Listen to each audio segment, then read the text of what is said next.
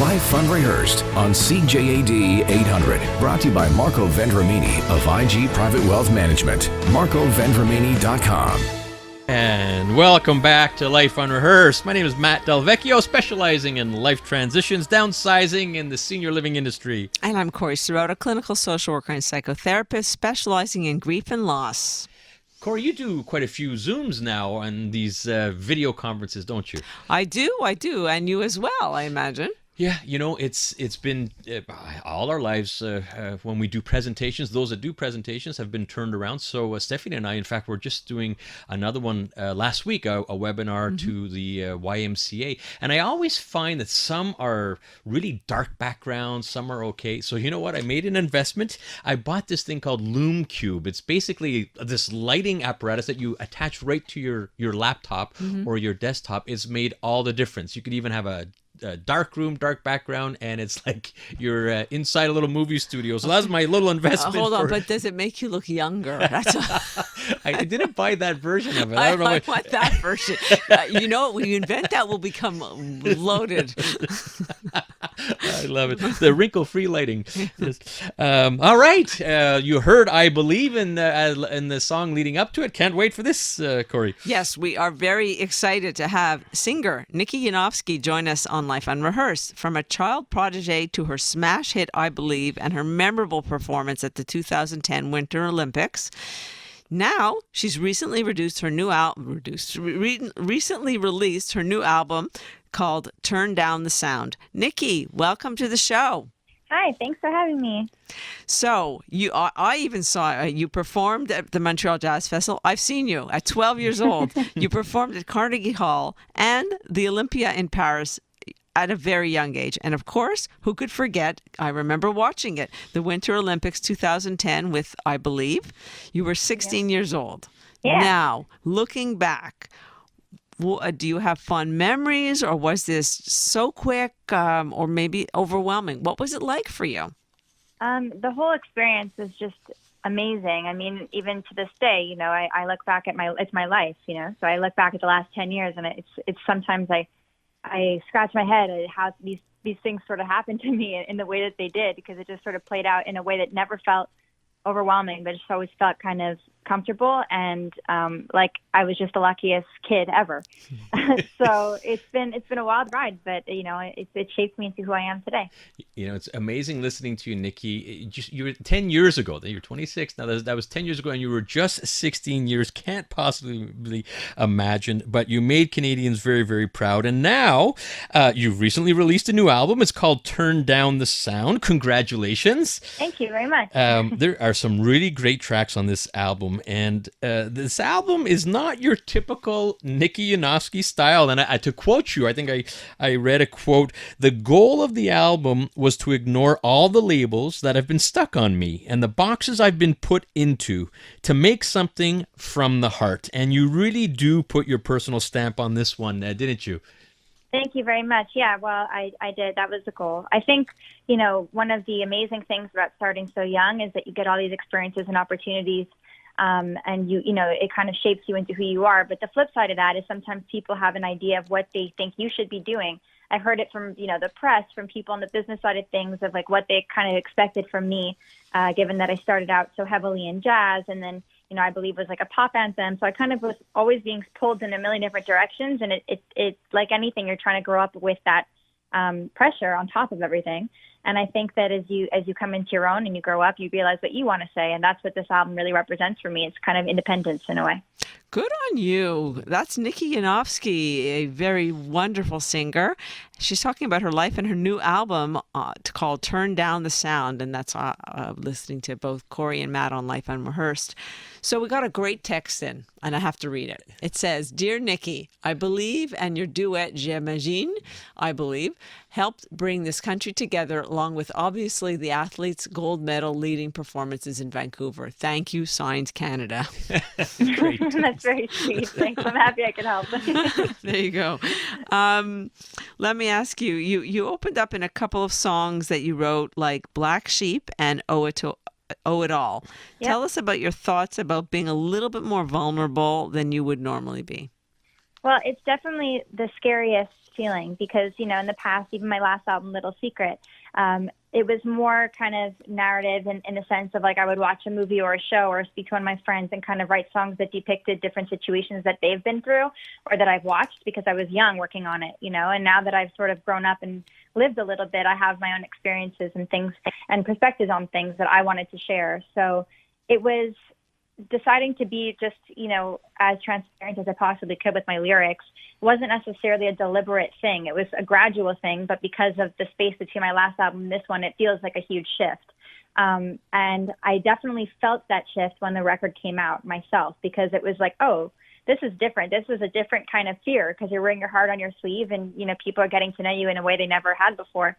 So it's definitely a vulnerable and scary feeling, but worth it. And now that I've started, I can't stop, Must be a weight off your shoulders, always having to do something what others say. Nikki, nice for you to put your stamp on it. And one of your mentors and dear friends, Rod Temperton, he passed away a few years ago, very dear to you, Nikki, and he was the songwriter behind some massive hits. You might have heard of Michael Jackson's Thriller, Rock With You, and Off the Wall. That's Rod Temperton, and one of the songs, I believe it's called Nerve, is a tribute to him, isn't it? Yeah, well, Nerve was a tribute to Rod, but also on the record, there are 2 songs written by Rod. So, really? Okay. Yeah, so Turn Down the Sound, the title track, I co-wrote with Rod, and Bubbles was the last song Rod ever worked on before he passed, and that's a song on the record too. So I'm really honored to have those songs on there. And he was one of, my biggest inspirations in terms of writing and also in terms of how I approach the way that I live my life, which is what you hear like in Nerve. It kind of depicts a guy that's really cool and doesn't care what other people think about him. And that was Rod to a T. So yeah, he was just, honestly, I know it's kind of silly to say it because of the age gap and he also lived in the UK, but we would talk on the phone like once or twice a week and he was honestly one of my best friends. So it was a very hard loss for me, but I'm really proud to have 2 of his songs on this record. Well, it's a wonderful, wonderful tribute to him that you honor him in that way. And you're speaking to, if you haven't heard, a grief counselor. So I'm obviously going to support that. Thank you. Now I'm putting on my other hat. My other hat is I'm just curious. You mentioned songwriting. You're obviously a singer. What do you like? What's your favorite part of all of this?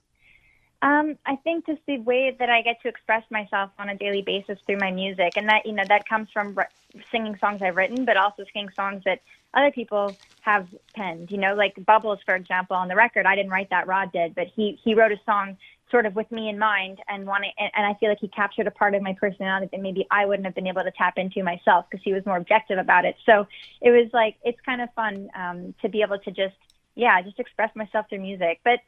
I think songwriting is definitely the most therapeutic of everything that I do, but I don't know. There's it's hard to choose. It's like picking a favorite child because like live performing too and connecting with people on a stage and watching them react in real time to what you're singing and saying. It's so special also, We're talking with Nikki Yanofsky. And Nikki, you talked about live performing. Things have been changed around a little bit. And I would imagine just launching an album even in the middle of this pandemic. So what have you done to get this launch? Because it just can't be standard anymore. Yeah, it's definitely been harder than normal. Usually I'd be on the road right now and touring it and, connecting with my fans and supporters in real life. But of course, with what's going on, we can't. And I don't know when we will be able to do that in the future or what it will look like. It will definitely be different. But I think the amazing thing about music is that it kind of, I don't know, I guess it transcends even physical connection. It's just like you listen to it and you can connect to someone without even them being in the same room as you. So releasing an album was definitely hard, but it's kind of cool that people can still connect with me, even though I'm isolated in my house and haven't been out anywhere. It's kind of like it's interesting that it could bring people together in that way without actually physically being all in the same room. Well, you made the big stage at such a young age, Nikki, and there are a lot of young, aspiring singers and actors and others out there that want to live their dream, but they may be struggling. And, Nikki, we've got to head out to a traffic update here, but we want to get your words of advice for those that may be struggling but don't want to give up on that dream. But Live Fund Rehearsed on CJAD 800. Brought to you by Marco Vendramini of IG Private Wealth Management. MarcoVendramini.com. Welcome back. You're listening to Life Unrehearsed. I'm Corey Sirota along with my co-host Matt Del Vecchio, and we are talking to singer Nikki Yanofsky about her life and her new album, Turn Down the Sound. Right before we went to traffic, we pitched this question to you, Nikki, because we think it's really, I have no doubt that you're going to have really good advice for some of these aspiring singers, actors, and others that want to live their dream but may be struggling. So Absolutely. what kind of words of advice can you put out there? I would just say find what makes you unique and really stick with it, because I think it's very easy to get caught up in what's new and what's current and trending and trying to fit into what people think will hit. But at the end of the day, people reward originality more than anything. So I think you have to find your voice and just have confidence in what you have to offer the world. I think if you have love and inspiration in what you do, you've already won. You're already a success. So that's my advice. Love it. Great words of advice, Nikki. Be yourself, be original, and that will hopefully take care of it. And talk about being yourself, Nikki. In this album, this was probably a bit of a change. From what I understand, even the producers putting it all together were people more around your age, right? In your mid-20s, from what I understand? Yeah. Yeah, it was kind of the first record I made with my peers. It was a really different experience, and it was a really collaborative experience. In the past, I was always working with amazing people that I learned so much from, but this was sort of the first time I went out on my own and kind of had to apply everything that my mentors and supporters had taught me in the past and see if I can, put my money where my mouth was in a way of everything that I've sort of absorbed over the years, I think it's great. Another text. Hi to Nikki. I'm a huge fan and I sincerely consider you one of Canada's greatest singers of all time. Oh, wow. Thank you. You make Montreal proud, Lisa. It's from That's Lisa. so sweet. Thank you very much. So maybe this is more of a personal question for me than, but I want to know, what's it like being you? Do people recognize you? How has your life changed as you go places? Well, I know we're not going somewhere now, but when you have, but prior to this, or even when you do, what's it like? I'm sort of oblivious. I'll be out sometimes with some of my friends. Like, oh, that person probably just realized that you're a singer or something because they were looking at you a little too long or something. And I'm like, I don't even pay attention, to be honest. I don't notice. I don't think it happens to me that often. I often get like, oh, you look so familiar. Like, you have a sister, or why do you look familiar? And I'm like, oh, I don't know. I never really play into it. But also the flip side of that is I'm notorious, especially in my friend group, for kind of being sort of in my house all the time. Even before all this pandemic hit, I'm a homebody, so I don't really go out that often unless I'm traveling for work. We're talking with Montreal singer Nikki Yanofsky about her life and the new album, Turn Down the Sound. It's a great album. And Nikki, it's been launched. I guess you've got to go in this new world of trying to get that music out there. But what's next on the horizon for you? Well, especially right now with everything that's going on, we're all kind of locked up in a way of just in our own houses, left to our own devices. So I've been writing a lot. I've already kind of started working on the next album.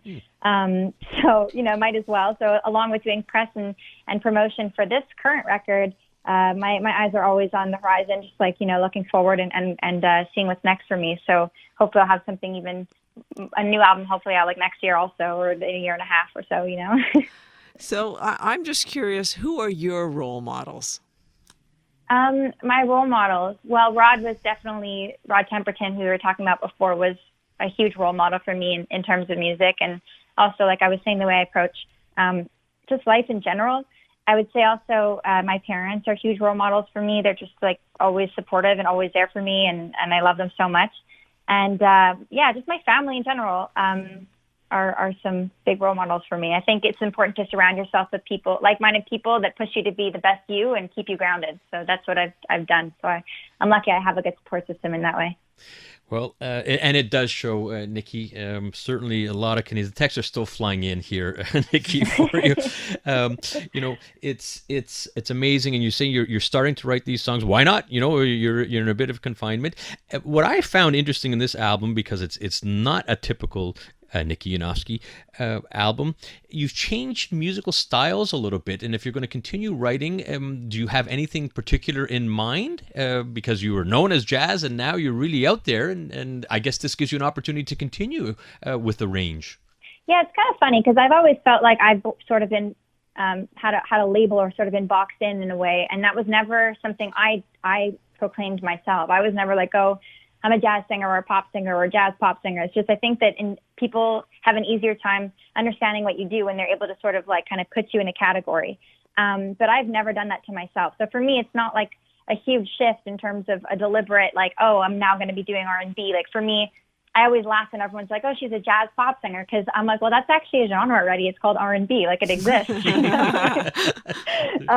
So this record definitely has more of like an R&B, I guess, straight ahead R&B influence. But I mean, there are songs on the record like Loner and High Note that are classic jazz progression, just with more modern arrangements and production. So I think it's kind of a good little nook and comfortable place for me to continue writing in. It's naturally what I gravitate to when I write. So I don't see it shifting so much from this current record. I think it's sort of a good trajectory for me to continue on. So just curious, do you have a favorite singer, favorite song? Do I have a favorite song? I don't. It's just too hard to choose. I could do it like within genres, but that would be a whole other interview. Right. And favorite singers, I definitely love, Aretha Franklin, Ella Fitzgerald, Stevie Wonder, who is also just the sweetest man. And I've had the privilege of being able to sing with him and hang out with him a few times. He's just a sweetheart. So he's as nice as his music is amazing. So that's saying a lot. And, I don't know. I have a lot of the greats are pretty much like the classics is what I check out, and that's what I'm into.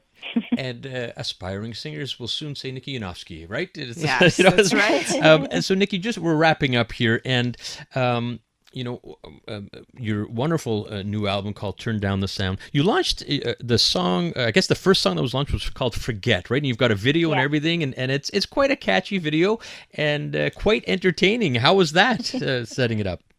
It was really fun. That song Forget was, I say it's a song for my haters.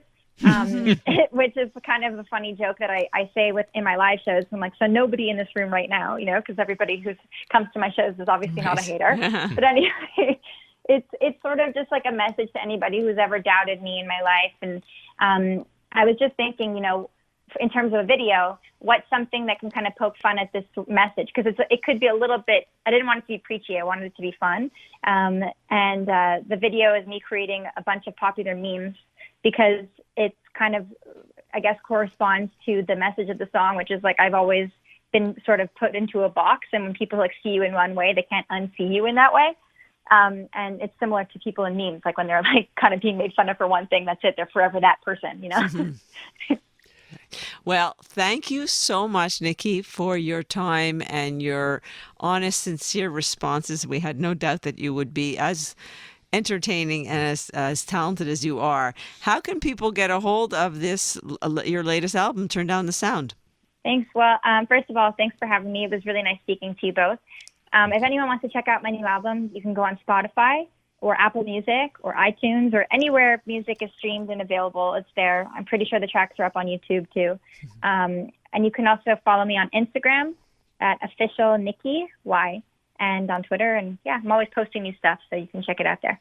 Wonderful, Nikki. Thank you very much. Really appreciate you taking a little time on a Sunday here. For sure. Have a good one, guys. Thank you. Stay safe. Thank you. All right, Corey, what do we have next week? Tracy Wing's son was killed by the police in the Eastern Townships just over 2 years ago. She's still struggling to get answers. We'll hear from Tracy and her exhausted efforts to make a difference in how police handle crisis situations. Yeah, Tracy is an incredible woman fighting for not just her son, but many, many other parents that may have been in a similar situation. And we will also have Susan Marks. She's going to be joining us to talk about how to deal with the anxiety of going back to school, both for children and their parents. So we'd like to thank you, and thank you for listening, and many thanks to our technical producer, David Simon, once again on the board. And you can catch us next week, as you can every Sunday at 4 p.m. on CJAD 800.